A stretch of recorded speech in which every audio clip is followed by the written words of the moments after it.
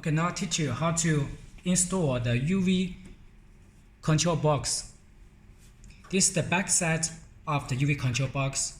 So first we find the water tube at the right side of the machine and install the water tube to the in port and out port.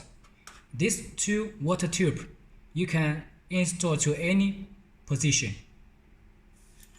And we find out like the control single port cable from the machine, and you can see this a mark,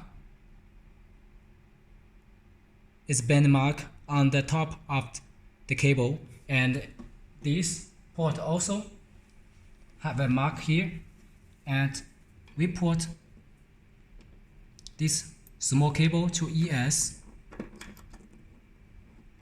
insert and fasten the screw, and then we find another UV lamp cable. This is the top is for vanish UV lamp, and bottom is for the color and white print head UV lamp. So on these two cables, we have a mark on each cable, and please do not install with wrong position, or the UV lamp will not working well. And also we can see the bend shape here, and we put here, fasten the screw. This is another cable for the big UV lamp, left UV lamp, and fasten the screw. And this is the power supply port for the UV control box. And please pay attention to the voltage marked here, AC 220 voltage. So if you country support only 210 voltage, you need to be sure to match with the UV box voltage, and install the cable to the UV box.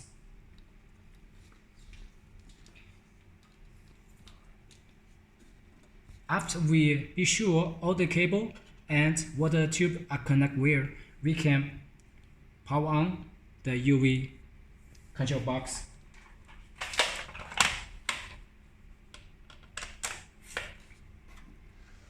We move to the front of the box, and this is the general power switch. We power down, and from the top we can see this is the water filling hole. Inside we must put the water, because the UV lamp we are the UV lamp at the both sides of the carriage, the temperature will be rising during printing, so we need to use the water cooling system to reduce the working temperature of the UV lamp. So we need to fill water to the tank, and be sure do not put too much water. You need to load about 2/3 of the total volume, and we must be sure the water will go back to the water tank. After that, we close the cover.